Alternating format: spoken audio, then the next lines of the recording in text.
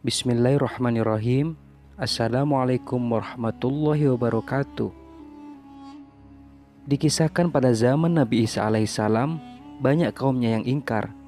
Tak hanya itu, sampai-sampai ada umatnya sendiri yang menyebar fitnah soal Nabi Isa dan bertekad membunuhnya. Fitnah itu ternyata berhasil membujuk umat lainnya dan setuju untuk membunuh Nabi Isa alaihissalam.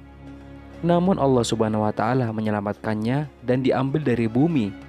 Rupanya pengkhianat itu disamakan rupanya dengan Nabi Isa, hingga dialah yang terbunuh. Allah subhanahu wa ta'ala menyelamatkan Nabi Isa ternyata juga ada alasan lain, yakni untuk menyelamatkan umat Rasulullah saat kiamat tiba.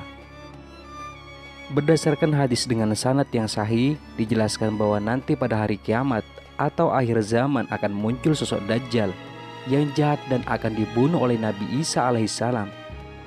Namun kenapa harus Nabi Isa? Kenapa tidak Rasulullah sendiri yang membunuh Dajjal tersebut? Rasulullah SAW bersabda, "Jika Dajjal telah keluar dan saya masih hidup, maka saya akan membela atau menjaga kalian. Namun Dajjal keluar sesudahku." Hadis riwayat Ahmad Hasan. Mengapa Nabi Isa yang kemudian ditugaskan membunuh Dajjal? Pertama, Nabi Isa tidaklah dibunuh dan disalib sebagaimana persangkaan orang-orang Yahudi dan Nasrani. Namun Nabi Isa diangkat oleh Allah subhanahu wa ta'ala. Sedangkan orang yang disalib saat itu adalah laki-laki yang diserupakan dengan Nabi Isa. Dan karena ucapan mereka, orang-orang Yahudi, "Sesungguhnya kami telah membunuh Al-Masih, Isa putra Maryam Rasul Allah." Padahal mereka tidak membunuhnya dan tidak pula menyalibnya. Tetapi yang mereka bunuh ialah orang yang diserupakan dengan Isa bagi mereka. Quran Surat An-Nisa ayat 157. Diturunkannya Nabi Isa di akhir zaman akan menjadi bukti kebenaran firman Allah dan menjungkir balikkan keyakinan orang-orang Nasrani.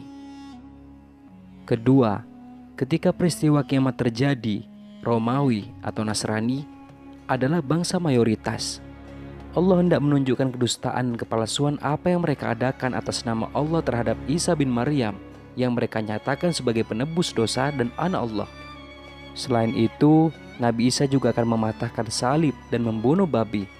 Salib yang selama ini menjadi simbol kemusyrikan kaum Nasrani dan babi yang selama ini dianggap halal oleh mereka. Tidak ada nabi yang hidup antara masaku dan Isa.